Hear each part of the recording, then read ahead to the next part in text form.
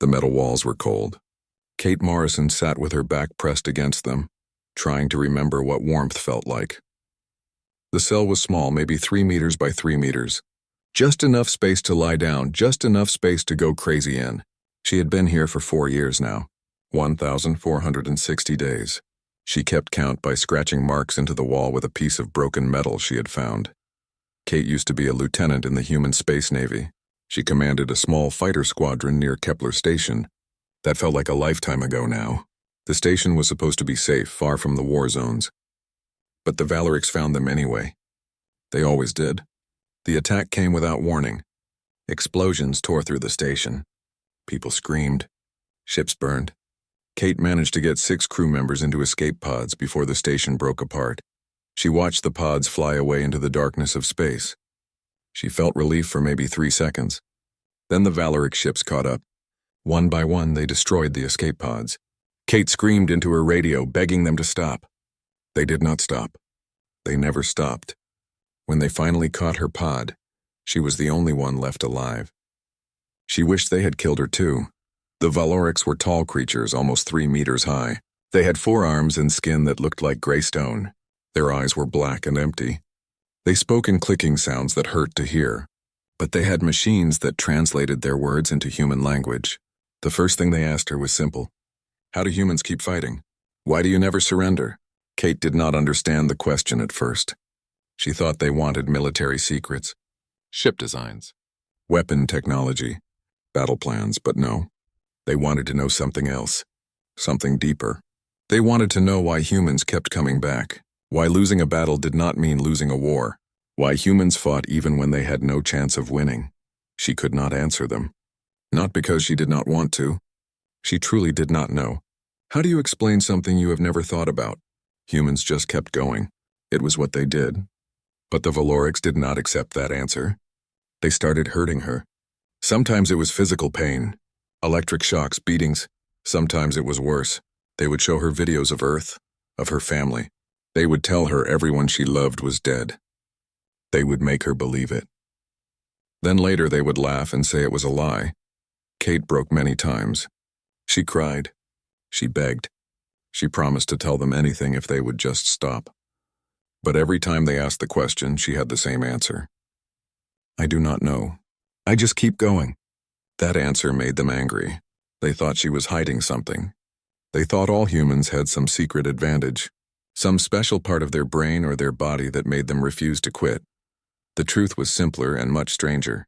Humans did not have any advantage. They were weaker than most species, slower. Their technology was primitive compared to the Valorix Empire, but humans had one thing that made them dangerous. They did not know when to stop. Even when stopping was the smart choice.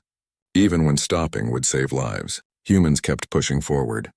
In her cell, Kate developed a routine. She would wake up when the lights turned on.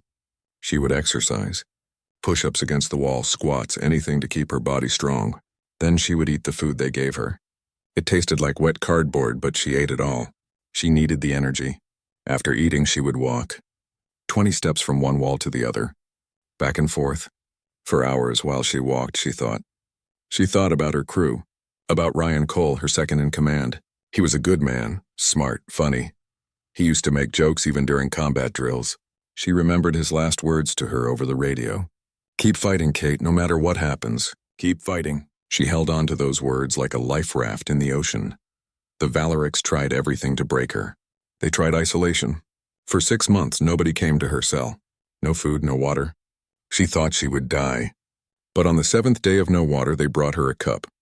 Just enough to keep her alive. They were testing her, seeing how long a human could last. She learned to hate them during those months. Real hate. The kind that burns inside your chest and never goes away. They tried confusion. They would wake her up at random times, feed her at random times, turn the lights on and off with no pattern. They wanted to destroy her sense of time. But Kate counted. She counted her heartbeats. She counted her breaths. She scratched marks on the wall. They could control everything else, but they could not stop her from counting. Sometimes they brought other prisoners to cells near hers. She could hear them through the walls. Aliens from species she had never heard of. They would scream for a few days. Then they would get quiet. Then they would start talking to their captors. making deals, offering information, begging for mercy. Then one day their cells would be empty. Kate never learned what happened to them. She did not want to know. Kate never made deals. Not because she was brave. She was terrified every single day. But she remembered Ryan. She remembered her crew. She remembered everyone who died at Kepler Station. If she gave up, if she stopped fighting, then they died for nothing. She could not let that happen. So every morning when the lights came on, she got up. She exercised. She ate. She walked. She survived one more day. On day 1460, something changed. Kate woke up to sounds she had not heard in 4 years. Explosions. Distant but getting closer. The station shook. Metal groaned. Alarm started screaming. She pressed her ear against the door and listened. She heard the Valerix guards running, shouting in their clicking language. She heard weapons fire. Human weapons. The sound of railguns that humans used on their warships. Her heart started beating faster. A rescue. The human fleet had found the prison station. They were coming for her. After 4 years, they had not forgotten. They had not given up looking. She felt tears running down her face. She was going home. But then the sounds of battle started to fade. The explosions got quieter. Then they stopped. She waited for the cell door to open. It did not open. Then she heard something worse than silence. The hiss of air escaping. The Valorics were destroying the station. They were going to kill everyone and erase all evidence of what they had done here. Kate looked around her cell. The door was solid metal. Neutronium alloy. Nothing could break it. She had tried 1,000 times over 4 years. Her hands were covered in scars from trying. She felt the air getting thinner. Her lungs started to hurt. She had maybe an hour before there was no air left. Maybe less. She looked at her hands. Thin from years of prison food, scarred from years of hitting metal doors. She thought about giving up, about just sitting down and waiting for the end. It would be easy. After 4 years of fighting, she was so tired. But then she heard Ryan's voice in her head.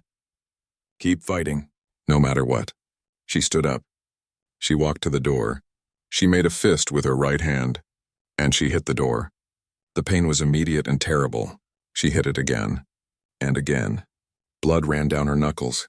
She kept hitting. Because that is what humans do. They keep hitting until something breaks. The door would break, or she would break. But she would not stop trying. Commander Jake Palmer stood on the bridge of his warship, the Valiant's Edge. In front of him, the main screen showed nothing but debris. Twisted metal. Broken hull plates. The remains of what used to be Detention Station 7. They were too late. The station had exploded hours before they arrived. Jake felt sick. They had received intelligence about human prisoners being held here. One name on the list made his hands shake when he read it. Kate Morrison. He served with her years ago. She was a good officer, a good person. Now she was probably dead. The censor officer, Lieutenant Amy Chen, spoke from her station. Commander, I am reading 0 life signs. The station self-destructed approximately 2 hours ago. All sections are open to space. No atmosphere detected anywhere. Jake nodded slowly. He wanted to order the fleet to jump away, to move on to the next target. But something made him hesitate. Something felt wrong. The Valorics were cruel, but they were not wasteful. Why destroy an entire station? Why not just execute the prisoners and leave? Chen, run a deep scan of the debris field. Look for anything unusual. Power signatures, heat sources, anything that should not be there. The censor officer worked at her console. Minutes passed. Jake watched the debris slowly tumbling through space. Each piece was a story. Each piece represented lives lost. He hated this war. He hated the Valorics. But most of all, he hated being too late. Commander, Chen said suddenly. Her voice was strange, uncertain. I have something. Sector 7 Alpha. Very faint energy signature. Could be residual power from a damaged reactor. But the pattern is odd. Jake moved to her station. Show me. The display showed a small blip. Barely visible. It was pulsing, slowly, rhythmically, like a heartbeat. That is not a reactor, Jake said. That is a beacon. Someone is alive down there. He felt hope surge in his chest. He tried to push it down. Hope was dangerous. Hope got you killed. But he could not stop it. Chen focused the sensors. Sir, I am reading a small life support field. Very small. Maybe 3 meters across. And there is definitely movement inside. One person. Jake did not wait. Prep a boarding team. Full armor. Medical kit. I want boots on that debris in 5 minutes. Chen, keep that sensor lock. If we lose it, we might never find them again. Sergeant Linda Torres led the boarding team. She had done this job for 15 years. She thought she had seen everything. Dead bodies floating in space. Ships torn in half. Survivors who had gone insane from isolation. But she had never seen anything like what was waiting for them in the debris field. The shuttle drifted close to a large piece of twisted hull.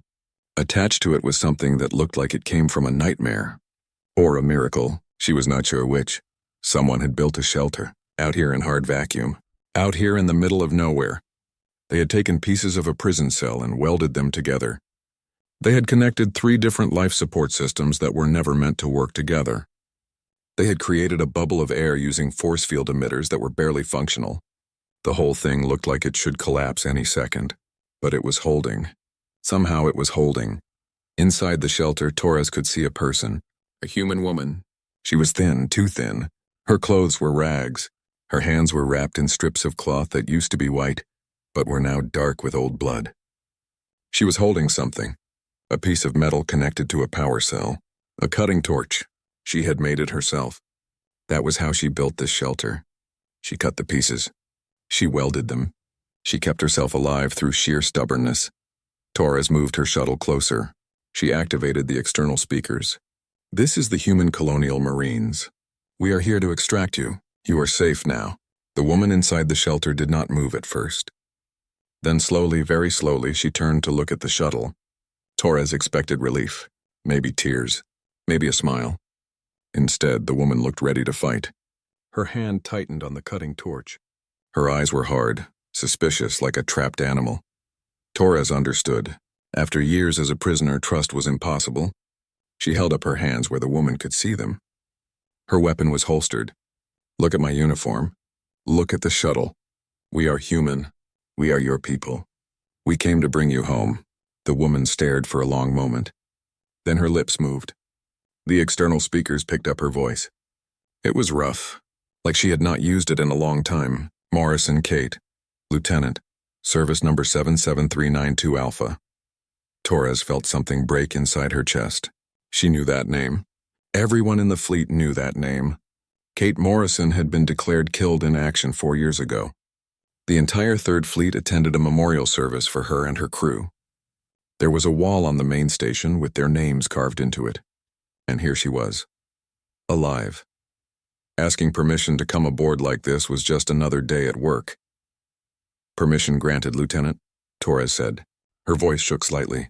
Welcome home. The woman, Kate, seemed to relax just a little. She set down the cutting torch carefully. Then she did something that made Torres respect her forever. Kate started disconnecting the life support systems, shutting them down properly, making sure nothing would explode when she left.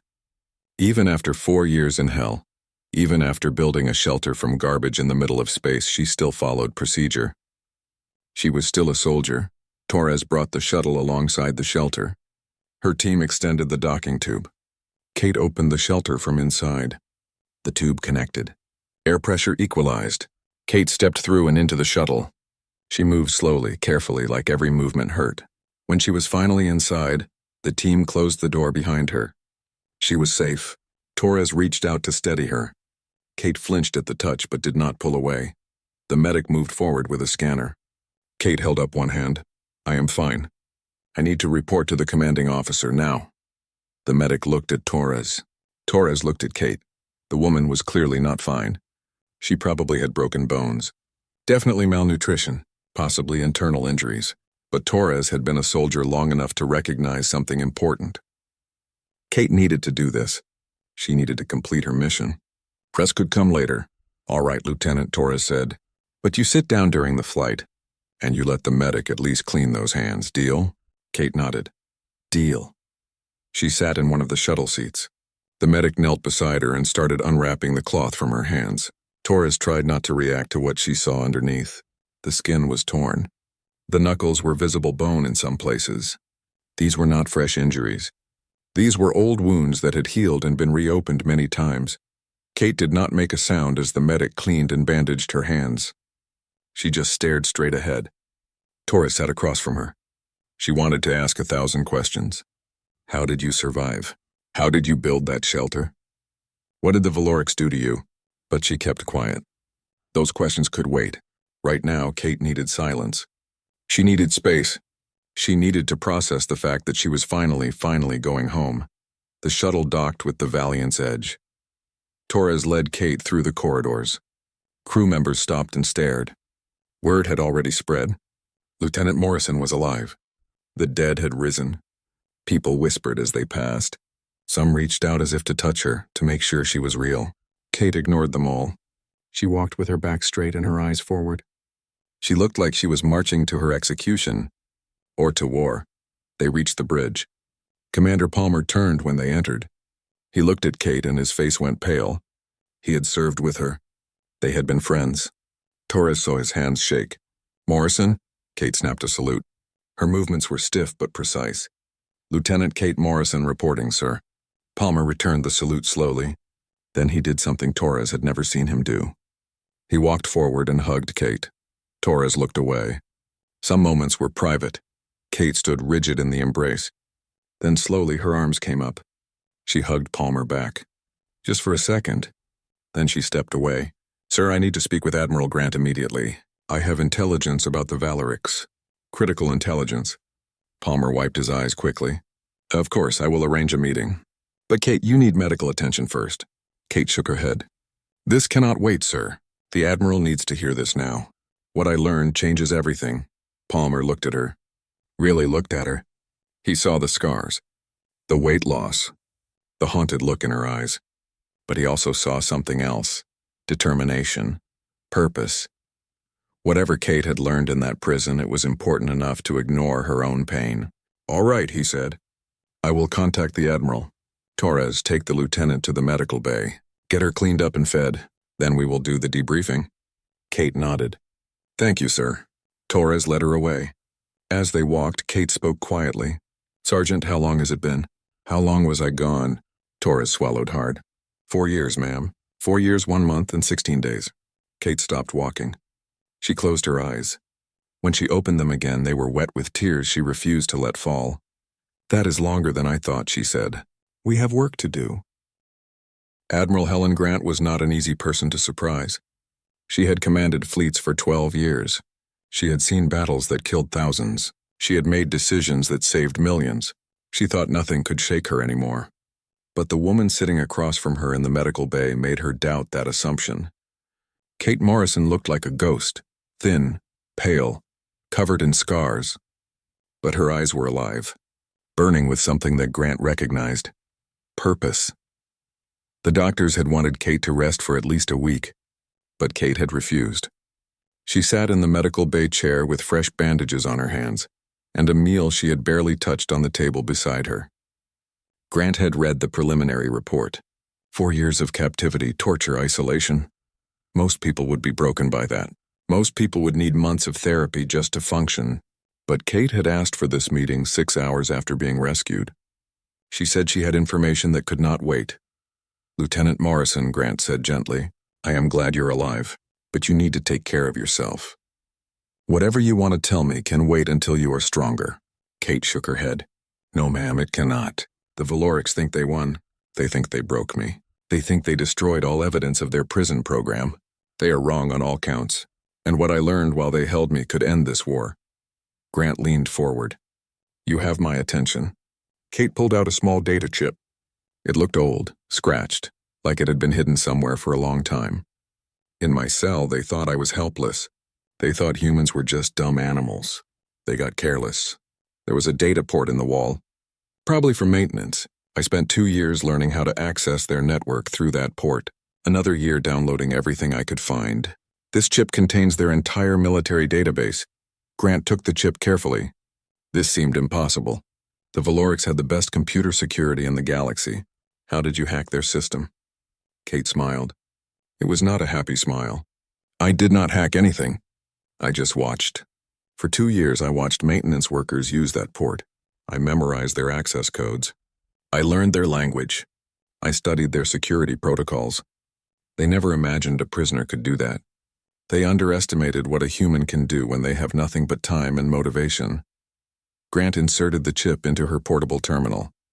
The screen filled with data, fleet positions, supply routes, communication codes, weapon specifications. It was real. All of it was real. "This is incredible," Grant said. "This information alone could turn the war in our favor." But Kate shook her head. "That is not the important part. Keep reading. Look at their historical files. Look at their records of conquered species." Grant scrolled through the files. She saw hundreds of species, thousands of worlds, all conquered by the Valorics over 3,000 years. "What am I looking for?" "Look at the pattern," Kate said. "Every species they conquered followed the same path. First contact, conflict, escalation, major defeat. Then surrender. Every single one. They fight until they lose badly enough. Then they give up. They accept Valoric's rule. They adapt. They survive." Grant read the files more carefully. Kate was right. Every conquered species had a breaking point, a moment where they decided survival was more important than freedom. But humanity had passed that point years ago, multiple times, and humans kept fighting. "The Valorics do not understand us," Kate said. "They built their entire empire on a simple belief. Defeat someone badly enough and they will submit. It works on everyone. Except us, we do not submit. We get angry. We rebuild. We come back stronger, and that terrifies them." Grant looked up from the terminal. "You are saying the Valorics are afraid of us?" Kate nodded. "Absolutely terrified. They have never encountered a species like humanity. We break their fundamental understanding of how the universe works." Grant sat back in her chair. She tried to process this. The Valoric's empire controlled half the galaxy. They had technology humans could barely understand. They outnumbered humanity 1,000 to 1. But they were afraid. "If this is true," Grant said slowly, "then why do they keep fighting us? Why not leave us alone?" Kate's smile grew colder. "Because we are a threat. Not now, but eventually. They know that if they give us enough time, we will find a way to beat them. So they have to destroy us completely. No survivors. No chance for humans to come back." Grant looked at the data chip again. "What else is on here?" Kate leaned forward. "Everything, their command structure, the personal files of every major commander, the locations of their supply bases, their manufacturing centers, and most importantly, the coordinates of their homeworld." Grant felt her heart skip. "Their homeworld? Valoria Prime?" Kate nodded. "They do not hide it. They never thought they needed to. After all, who would be crazy enough to attack the center of their empire?" Grant understood what Kate was suggesting. It was insane. It was suicide. It was the most dangerous military operation she had ever heard of. "We would need to take our entire fleet," Grant said. "Even then we would be outnumbered 50 to 1. Probably worse." Kate met her eyes. "I know. But think about what would happen if we succeeded. If we hit them where they feel safest. If we show them that nowhere is beyond our reach. They would have to negotiate. They would have to accept that humans cannot be defeated by conventional means." "And if we fail?" Grant asked. "If we lose the entire fleet?" Kate did not look away. "Then we fail. But we fail trying. We fail fighting. And the next generation of humans will learn from our attempt. They will try again, and again, until eventually someone succeeds. That is what the Valorics cannot understand. Humans do not need to win every battle. We just need to never stop trying." Grant was quiet for a long time.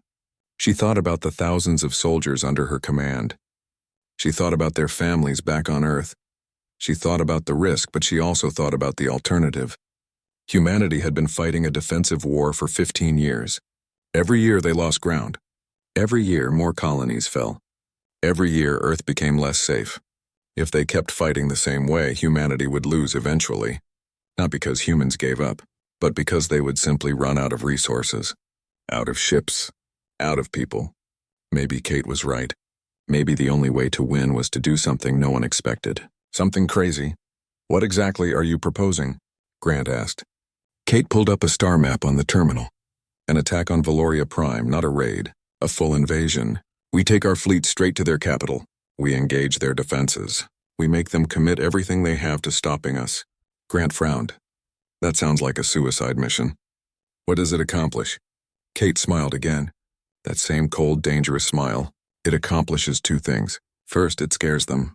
Really scares them. Second, it creates an opening." "An opening for what?" Grant asked. Kate zoomed in on the planet. While they are busy fighting our fleet, we land troops on the surface. Small teams, fast, targeted, we hit their infrastructure, power plants, communication hubs, government buildings. We turn their homeworld into a war zone. We show them what it feels like to have their children scared, to have their cities burning, to have war come home. Grant felt a chill run down her spine. You want to make them experience what they did to our colonies. Kate nodded. Exactly. The Valorix have never experienced an invasion, never felt afraid in their own cities. They inflict horror on others, but they never face it themselves. We change that. We give them a choice. Negotiate with humanity as equals, or learn what happens when you make humans your enemy, not just for one generation, but forever, because we will never stop coming, never stop fighting, never forgive what they did. Grant looked at the young woman in front of her. 4 years ago, Kate was a junior officer, competent but unremarkable. 4 years in a Valorix prison had turned her into something else, something harder, something that understood war on a level most people never reached. This plan will cost thousands of lives, Grant said, maybe tens of thousands. Are you prepared for that? Kate looked down at her bandaged hands. Admiral, I watched my entire crew die. I spent 4 years being tortured.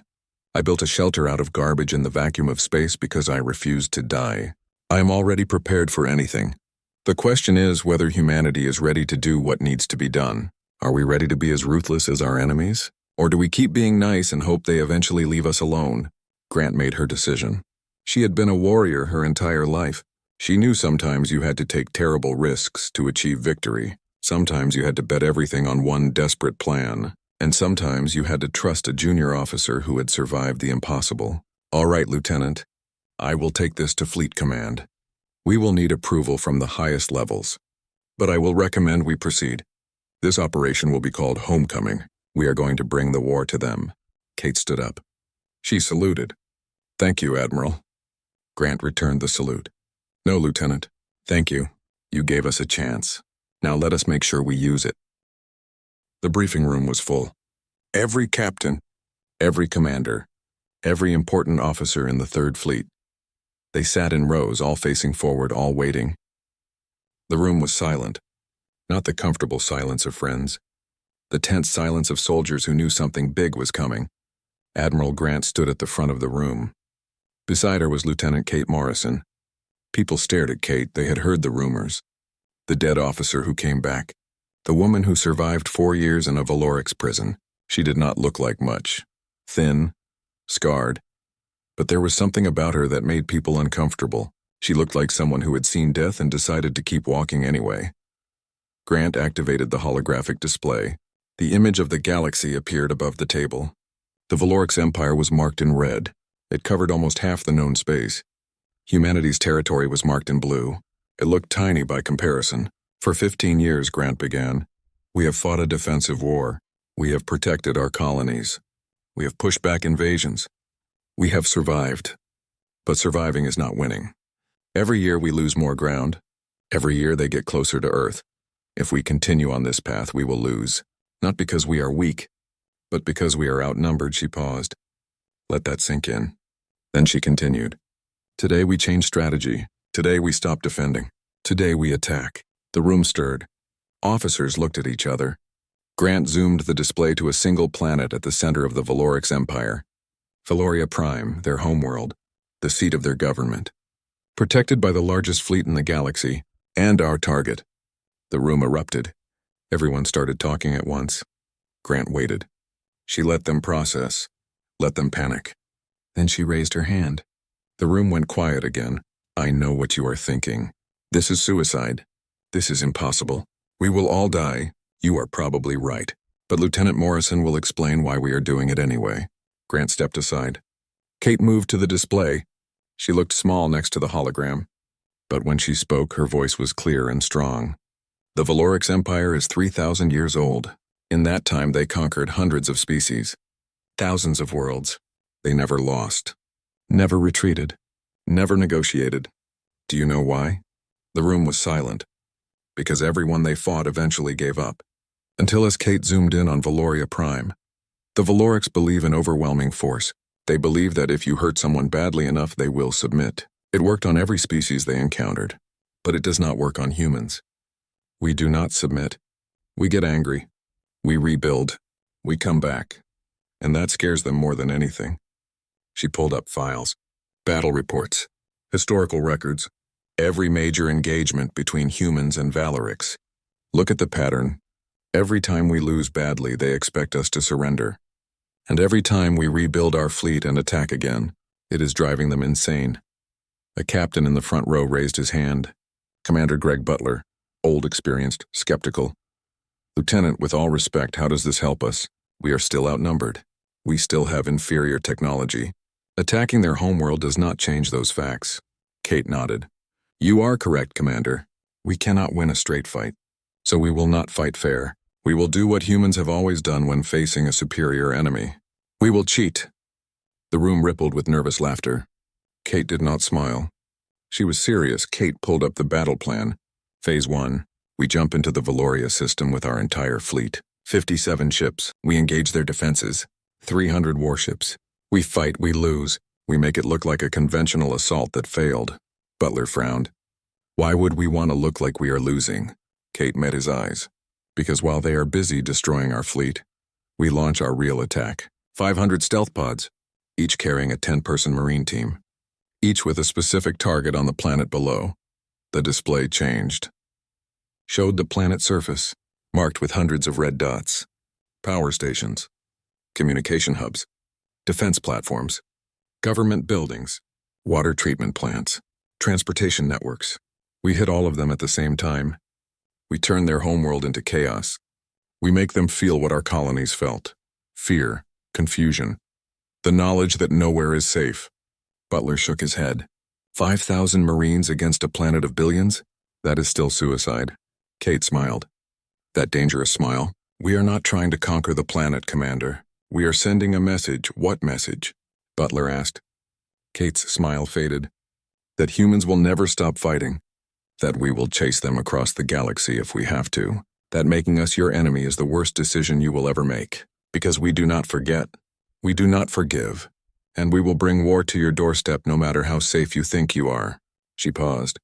The Valerics have never experienced an invasion. They have never had their children see soldiers in the streets. We are going to change that. And then we are going to offer them a choice. Grant stepped forward again. Phase 3. After we establish control of key locations, every Marine will broadcast the same message. Surrender now or we continue. Negotiate with humanity as equals. Or learn what happens when you make us your eternal enemy. We will not destroy their planet. We will not kill civilians, but we will make them understand that war has consequences, that attacking humanity was a mistake, that the only way forward is peace. The room was quiet. People were thinking, processing. Some looked convinced, others looked terrified, but all of them were listening. Commander Jake Palmer sat near the back. He commanded the Valiant's Edge. He had served with Kate years ago. He thought he knew her. But this woman at the front of the room was different. Harder, colder. She talked about war like it was mathematics. Like lives were just numbers in an equation. But he also understood what she was doing. She was giving humanity a chance. A small chance, a desperate chance. But better than slowly losing ground year after year until Earth fell. He raised his hand. Kate nodded to him. Yes, Commander Palmer? What happens to the fleet? Palmer asked. The 57 ships that engage their defenses. We know we cannot win that fight. Are we sacrificing them? Kate looked at him. Her expression softened slightly. Not if I can help it. The fleet will fight long enough to draw their attention, to make them commit their forces. Then once the Marines land, the fleet will retreat, jump out of the system, make it look like the invasion failed. The Valorics will think they won. They will celebrate, and then they will realize what actually happened, that we never intended to fight fair. Palmer nodded slowly. So the fleet is bait. We draw them in while the real mission happens below. Kate nodded. Exactly, you will lose ships. People will die. But not everyone. Not if the timing is right. Not if everyone does their job. Palmer looked around the room. Other captains were nodding. They understood now. It was still dangerous. Still might fail. But it was a real plan. Not just a suicide charge. Grant spoke again. I will not order anyone to participate. This mission is voluntary. Any captain who wants to decline can do so without penalty. No one will question your courage. The room was silent for 10 seconds. 20. 30. Then Palmer stood up. The Valiant's Edge is in. Butler stood next. The Hammer of Dawn volunteers. One by one, every captain in the room stood. Every single one. Grant felt something in her chest. Pride, fear, hope. All mixed together. She looked at Kate. The young woman looked surprised. Maybe she expected people to refuse. Maybe she thought she would have to do this with a smaller force. But humans had never been good at backing down from a challenge. Especially a dangerous one. Grant addressed the room. Operation Homecoming begins in 72 hours. All ships will prepare for combat. All Marines will receive their target packages. This will be the largest military operation humanity has ever attempted. It will be dangerous. Many of you will not come home. But if we succeed, we change the war. We show the Valerics that humanity cannot be defeated, cannot be broken. We'll never surrender. The room erupted in applause. Not celebration. Something darker. Determination. The sound of people preparing for war. Kate stepped away from the display. She felt exhausted, using all her energy just to stand. Palmer caught her before she fell. "Easy," he said quietly. "You did good." Kate shook her head. "I just started something terrible. Now people will die because of me." Palmer looked at her. "Kate, people were already dying. This gives us a chance. Maybe the only chance we will ever get." She nodded. But it did not make her feel better. It never would. That was the cost of command. Making decisions that killed people, living with those choices. She understood now why Grant always looked so tired. The officers filed out of the briefing room, talking quietly among themselves, planning, preparing. Grant approached Kate. "You should rest. The next few days will be busy." Kate looked up at her. "Admiral, what if I am wrong? What if this fails and I just got thousands of people killed?" Grant put a hand on her shoulder. "Then you fail like a human, fighting, trying, refusing to quit. There are worse things than failure, Lieutenant. Like never trying at all." Kate thought about that. About her 4 years in a cell. About hitting that door until her hands bled. About building a shelter in space. About surviving when dying would have been easier. Grant was right. Trying was what humans did, even when trying seemed pointless. Especially then. The jump into the Valoria system was smooth. Too smooth. Commander Jake Palmer stood on the bridge of Valiant's Edge and watched the tactical display fill with red dots. 300 Valorix warships. Exactly as Kate's intelligence predicted. They were arranged in a defensive sphere around the planet. Organized, professional, confident. They thought this would be easy. Palmer activated the fleet channel. "All ships, this is Palmer. Engage at will. Make them work for it. Remember, we are the bait. Keep them busy. Good hunting, 57 human ships spread out." They were smaller than the Valorix vessels. Less armored, but faster, more maneuverable.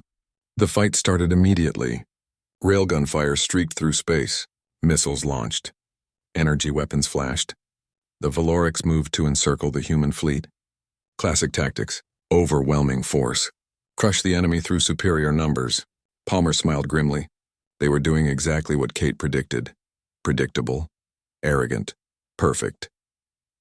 "Chen," he said to his sensor officer, "how long until the pods launch?" 60 seconds, Commander. Stealth systems are holding. They do not see them yet." The Valiant's Edge shook as a Valorix warship scored a hit. "Shields at 60%, the tactical officer reported. Another ship just lost engines. The Defender is breaking up."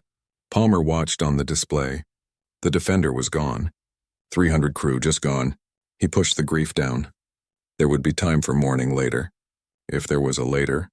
Right now he had a job to do. All ships concentrate fire on their command cruiser. Make them think we are trying to break through. He did not expect it to work. But it would draw their attention. "Pods away," Chen announced. 500 stealth pods separating from the fleet. The Valorix have not detected them. Palmer felt relief. The plan was working. The Valorix were so focused on the fleet that they missed the real threat slipping past them. Now comes the hard part. All ships fighting retreat. Make it look good. Make them think they are winning. The human fleet started pulling back, slowly, taking damage, losing ships. The Valorix pressed forward, eager, hungry. They thought they had humans trapped. On the planet below, Sergeant Linda Torres felt her pod shaking as it entered atmosphere. Her squad was crammed in beside her. 10 people in a space meant for 8. They were all silent, focused. Torres checked her weapon one more time. Plasma rifle. Standard issue. 4 magazines, grenades, combat knife. The tools of her trade. The pod computer showed their target. A power station on the edge of the capital city. Primary power source for the government district.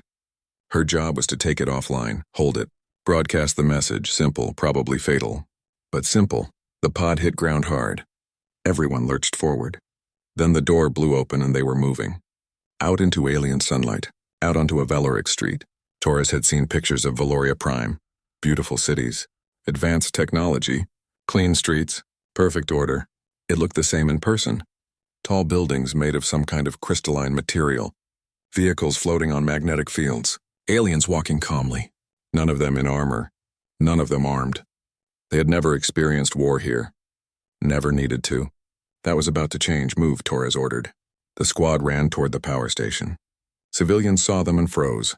Confused. Scared. Torres did not shoot. The mission was not to kill civilians. The mission was to send a message. A Valorix male stepped in front of her. Tall, gray skin, 4 arms spread wide. He clicked something in his language. The translator in Torres's helmet turned it to words. You cannot be here. This is a protected area. Leave now. Torres pushed past him. She did not have time for this. The power station was 2 blocks away. Alarms started wailing. Someone had reported them. Good. Let them know. Let them panic. The squad reached the power station. It was a small building, mostly automated. 1 guard at the entrance. He had a weapon, but he was not pointing it. He looked confused, uncertain. He had probably never used his weapon in a real fight. Torres aimed at him. Drop it now. The guard looked at her weapon, at his weapon, at her. He dropped it. Smart choice. She gestured for him to run. He ran. Her squad entered the building. The power station was exactly like the blueprints Kate had provided. Main reactor on the lower level. Control room on the upper level. Torres sent half her squad down. The other half went up.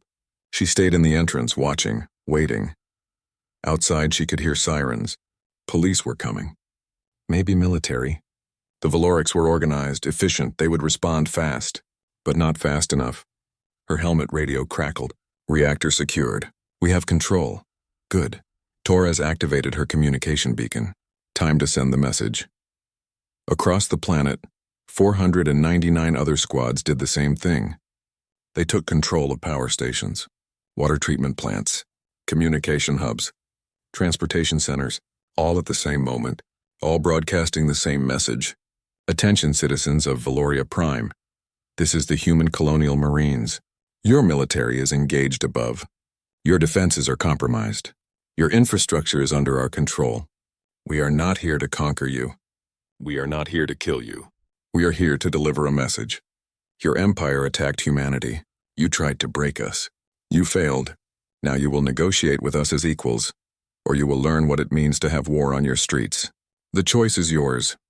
Torres heard the message broadcast in the alien language. It echoed through the streets outside. She wondered what the Valorics thought.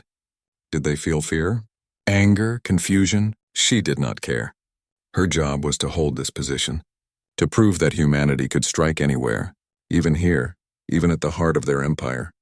Movement outside. Valoric's police in light armor, maybe 20 of them. They took positions behind vehicles, behind walls. One of them had a speaker. Humans, surrender now. You cannot escape. You cannot win. Release the facility and you will be treated according to military law. Torres laughed. It sounded harsh through her helmet speaker. Treated according to military law? Like you treated Lieutenant Morrison? Like you treated all your other prisoners? No thanks, we will stay here. You want this building back? Come take it. She aimed her rifle. The Valorix police shifted nervously. They were not soldiers. They were used to civilians who obeyed, who surrendered when outnumbered. They did not know how to handle humans who fought back. One of them raised his weapon, fired. The shot went wide. Torres did not. 3 shots. The Valorix went down. The others scattered. In orbit, Palmer watched the tactical display. The pods had all landed, all 500. The message was broadcasting, Below him, the planet was in chaos. Above him, the Valerix fleet was reforming. They had realized something was wrong. They were pulling ships back to orbit over the planet. Defensive positions. Too late, the damage was done. Palmer opened the fleet channel. All ships execute retreat. Jump on my mark. 3, 2, 1, mark. The human fleet vanished. Jumped out of the system. Left the Valerix staring at empty space, confused, victorious, and slowly realizing they had been tricked. On the planet, Torres felt the power shift. The lights in the city around her went out. Her squad had shut down the reactor, one of hundreds across the planet doing the same thing. Valoria Prime was going dark. Section by section, district by district, the capital city, the seat of an empire that controlled half the galaxy, was experiencing a blackout for the first time in recorded history. And everyone knew why. Humans, a handful of humans with guns and determination, proving that nowhere was safe. No one was untouchable. A new voice came over the radio. Not human, translated but clearly Valerix. Human forces, this is the High Council. We request immediate negotiations. Cease your attacks and we will discuss terms. Torres smiled. That was fast. Less than an hour and they wanted to talk. Kate was right. The Valorix were not fearless conquerors. They were bullies. Strong when facing weak opponents. But when someone hit back, when someone brought the fight to them, they folded. She responded, "Negative. We hold these positions for 24 hours. You want negotiations? Contact Admiral Grant. She has authority. We are just Marines.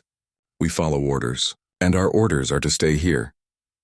The High Council did not respond, but Torres knew what they were doing. Panic.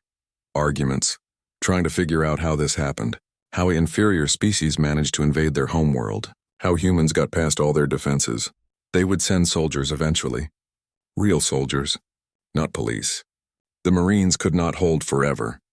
But they did not need to hold forever. They just needed to hold long enough. Long enough for the message to sink in. Long enough for the Valerix to understand. Humanity was not going away. Was not going to surrender. Was going to keep fighting no matter what.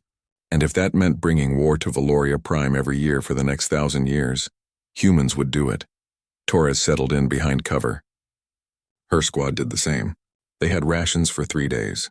Ammunition for maybe 6 hours of sustained combat. Medical supplies. But most importantly, they had purpose. They were making history. 5,000 Marines against a planet of billions. It should have been impossible. But humans specialized in impossible. They climbed mountains that killed them. They explored oceans that crushed them. They went to space in fragile metal cans. They did impossible things because nobody told them it was impossible, until after they already did it. And now they were teaching the Valorix that same lesson. Some things cannot be stopped by superior numbers or better technology. Some things just keep. The war ended 3 months later. Not with a battle. Not with a surrender, but with signatures on paper. The Treaty of Valoria was signed at a neutral space station. Human representatives on one side, Valerix High Council on the other. Admiral Grant led the human delegation. Kate Morrison stood behind her. Still thin, still scarred, but standing. The Valorix representatives were tall and imposing, but they did not look confident. They looked like people who had learned a hard lesson, who had discovered that 3,000 years of victories did not make you invincible, just made you forget how to lose. The treaty was simple. Humanity would be recognized as an independent power. The Valorix would withdraw from all human colonies. All prisoners would be returned. Both sides would establish embassies. Trade would be permitted but not required. And most importantly, both sides agreed to a non-aggression pact. Attack one and you attack both. It was not friendship. It was not even peace. It was an agreement not to fight. For now, that was enough. Grant signed the document. The Valorix representative signed. Everyone in the room knew this moment would be in history books. The day the Valerix Empire admitted they could not defeat humanity. After the signing, Grant found Kate standing by a window, looking out at the stars. "You did it," Grant said. "You changed the war." Kate shook her head. "I just gave us a chance. The Marines did the real work. The fleet captains. The soldiers. They risked everything." Grant nodded. "True, but you gave them a reason to risk it. You showed them the enemy was not invincible. That is leadership, Kate. Whether you want to admit it or not." Kate turned from the window. "What happens now?" Grant smiled. Now? Now you get promoted, and probably given more medals than you can carry. And then you decide what comes next. Kate thought about that. 4 years ago, she was a junior officer, then 4 years in a prison cell, then a hero, then a legend. She did not feel like a legend. She felt tired, old, used up. But Grant was right. She had to decide what came next. Could she go back to normal service? Could she command troops after sending 5,000 Marines into danger? Could she sleep at night knowing people died because of her plan? She did not know. But she knew she had to try, because that was what humans did. They tried, even when they were broken, even when they were tired. They got up and tried again. The news of the treaty spread fast. On Earth, people celebrated. In the colonies, people cried with relief. No more attacks, no more invasions, no more watching the sky for Valeric ships. Humanity had won, not by being stronger, not by being smarter, but by being too stubborn to quit. Too crazy to know when they were beaten. It was the most human victory imaginable. Historians started writing books about the war immediately, about the Battle of Valoria Prime, about Operation Homecoming, about Kate Morrison. She became a symbol, the prisoner who refused to break, the officer who changed the war, the human who taught the galaxy a lesson. Kate gave exactly one interview. A military reporter asked to speak with her. She agreed on the condition that it would be short. They met in a quiet room on the space station. The reporter was young, nervous. He had a list of questions written down. Kate sat across from him and waited. The reporter cleared his throat. Lieutenant Morrison, everyone wants to know, how did you survive 4 years of captivity? What kept you going? Kate thought about the question. It was the same question the Valerics had asked. Over and over. For 4 years. She still did not have a good answer. I just woke up every morning, she said finally, and decided to survive one more day. That is all. There is no secret. No special trick. Just the decision to keep going. Even when everything hurts. Even when dying would be easier. You just keep going. The reporter wrote that down. Then he asked another question. Do you think the Valerics understood? Why humans keep fighting even when we should surrender? Kate smiled. That smile that people were starting to recognize. The one that meant she was remembering something painful. They understand now. They learned the hard way. You cannot break someone who refuses to stay broken. You can hurt them. You can scare them. But you cannot make them quit. Not if they are human. The reporter looked at his notes. One more question. What do you want people to remember about this war? Kate thought for a long time. She thought about her crew at Kepler Station. About Ryan Cole telling her to keep fighting. About the 4 years in that cell. About hitting the door until her hands bled. About building a shelter in space. About 5,000 Marines landing on an enemy planet. About Commander Palmer and Sergeant Torres and Admiral Grant. About all the people who refused to give up. Remember that we are not special, she said. Humans are not chosen. We are not superior. We just refuse to quit. That is our only advantage, and sometimes that is enough. The interview ended. The reporter thanked her, published his article. It was read by millions, quoted by politicians, used in military academies. Kate never gave another interview. She did not want to be famous, did not want to be a symbol. She just wanted to do her job. But the galaxy had other plans. Other species watched humanity carefully now. They had seen what happened to the Valorics. They learned the same lesson. Do not make humans angry. Do not attack them, because they will not stop. They will chase you across the galaxy. They will bring war to your home. And they will never forgive. It was a lesson the galaxy would remember for a long time. Kate was promoted to commander. Given the Star of Terra, the highest honor humanity could give, she stood on a stage in front of thousands of people, accepted the medal, gave a short speech thanking everyone who fought. Then she left, went back to her quarters, looked at the medal. It was heavy, made of gold and platinum, worth more money than she would ever see. It felt like a weight, a reminder. Every person who died during Operation Homecoming, every ship that was destroyed, every Marine who did not come home. The medal represented all of them.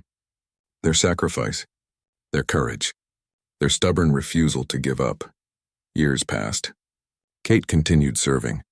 She commanded ships, trained new officers, became one of the most respected voices in the military. But she never forgot where she came from. Never forgot that cell. Never forgot the lesson she learned. That survival is a choice. That giving up is always easier. That continuing requires strength. Not physical strength. Mental strength. The strength to wake up every morning and decide to try again. To face another day. To keep fighting even when fighting seems pointless. That was the human advantage. That was the secret. Not that they never felt despair, but that they felt despair and kept going anyway. The Valorics never attacked humanity again. Some human politicians wanted to push further, to take advantage of their fear, to expand human territory at Valoric's expense. Kate spoke against those plans. She testified before the Colonial Council, told them that revenge was not the same as justice, that humanity won by being better than their enemies, by showing mercy when they could have shown cruelty, by offering peace instead of demanding surrender. The Council listened. Humanity did not invade Valoric space, did not seek revenge, just moved forward, building, growing, exploring. That was victory, not destruction of your enemy, but proving you did not need to destroy them to be safe. Kate eventually retired, not because she was forced to, but because she was ready. She bought a small house on a colony world, far from Earth, far from the war. She grew a garden, read books, watch the sunset. People sometimes recognized her, asked for autographs. She always politely declined. She did not want to be remembered as a hero. She wanted to be remembered as a soldier who did her job, who survived, who came home. That was enough. But the galaxy remembered her differently, as a legend, as the woman who spent 4 years as a prisoner and then changed the course of history. Children learned about her in school. Military academies studied her strategies. Politicians quoted her speeches. She became larger than life, a symbol of human determination, of refusal to surrender, of the crazy, stubborn, impossible human spirit. Kate found this funny. She never felt like a hero. She felt like someone who got lucky, who survived when others died, who happened to be in the right place at the right time with the right information. But maybe that was what heroes were. Not people without fear. Not people without doubt. Just people who kept going when others stopped, who made the hard choices, who lived with the consequences. On quiet nights, Kate would sit on her porch, look at the stars, think about Ryan Cole, about her crew, about everyone who died at Kepler Station. She never stopped thinking about them, never stopped carrying that weight, but she learned to live with it. Learned that survival meant accepting pain, accepting loss, accepting that sometimes the only thing you can do is keep going. That was the lesson. That was the message. Not that humans were special, but that humans were too stubborn to know when to quit, too crazy to accept the impossible, too determined to let anyone tell them no. The galaxy learned that lesson, the hard way, and it changed everything. Not just for humanity, but for every species. Because once you know that someone out there refuses to quit, refuses to surrender, refuses to die, you cannot unsee that. You cannot unhear that message. It stays with you. Changes how you think, how you fight, how you negotiate. The Valoric's empire lasted 3,000 years by being the strongest. But they learned that strength was not enough. Not against